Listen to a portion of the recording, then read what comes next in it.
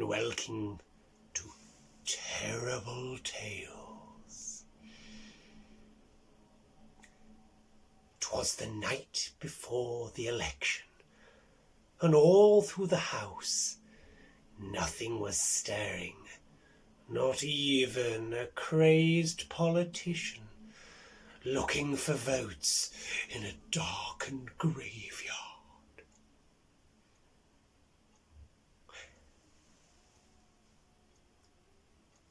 Meet Elton.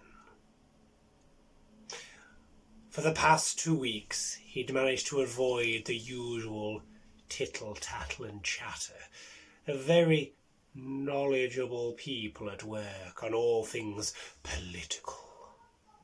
He was still so confused. Was he a red? Was he a blue? Was he a yellow? Or something new? As the election approached, his mind was still awash of colours and thoughts and policies and Brexit and no Brexit and NHS and police, and he was still as confused as most of the population. But he'd done an important thing. He'd registered to vote, and his polling card had duly arrived in the post, and it had pride of place on the fridge.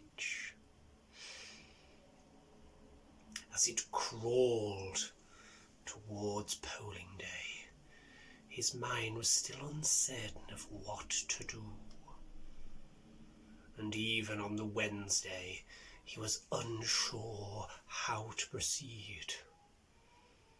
And then, election day, the 12th of December, the Christmas election, the election to end them all. Or so they were led to believe. He picked up the polling card, even though he didn't need it to register his vote. And as an early riser, he decided to go in early before he went to work. To be one of the first to say, "I've done all I can." He trotted down to his local polling station, having checked twice on Google Maps to make sure he knew where he was going. It was an old church hall, and outside a candidate had a mobile phone strapped to the head, talking about things that had no importance to anybody else, and without barely a glance at anybody, he walked in the door, went up to the table. The two ladies looked at him, thanked him for his polling card, and using their ruler and pencil, scored out his name and handed over the sheet of paper. The democracy filled his nostrils, and he went into the polling booth. He picked up the pencil, and there before him were all the choices he could possibly want, but still he didn't know what to do.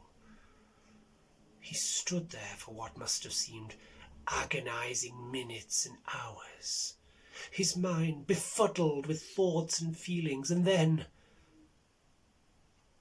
closing his eyes, he picked a box.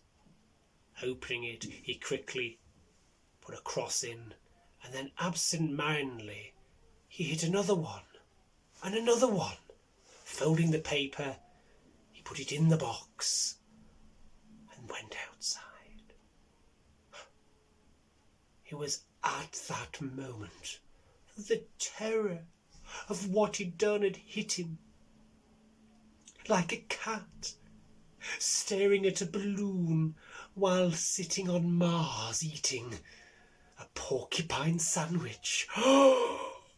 He'd spoiled his vote. The look on his face was awful. And I should know. I was there. Enjoy election day, and remember, you've got to be in it to win it. Goodbye.